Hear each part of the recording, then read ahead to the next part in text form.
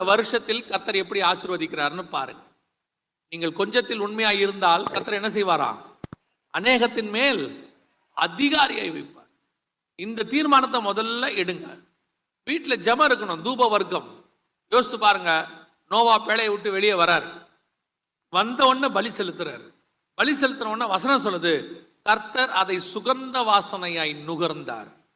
கர்த்தர் என்ன பண்ணாராம்? சுகந்த வாசனையாய் நுகர்ந்தார். அந்த நுகர்ந்த உடனே அவர் சொல்றாரு, இனி நான் பூமியை அழிக்க மாட்டேன். அதான் பாதுகாப்பு. நீங்க ஜெபம் பண்ண கர்த்தர் சுகந்த வாசனையாய் நுகர்ந்து அந்த தூப வர்க்கம், துதி, ஸ்தோத்திரம் எல்லாவற்றையும் நுகர்ந்து உங்களுக்கு பாதுகாப்பை கட்டளையிடுகிறார், உங்களுக்கு ஆசீர்வாதத்தை கொடுக்கிறார். நீங்க என்ன நினைக்கிறீங்க? நல்லா சம்பாதிக்கிறோம், செலவாகிட்டே இருக்குது, ஒரு 10 காசு கூட எடுத்து வைக்க முடியல. சுகத்தை கேட்கிறவரே மாம்சமான யாவரும் இடத்தில் வருவார்கள்.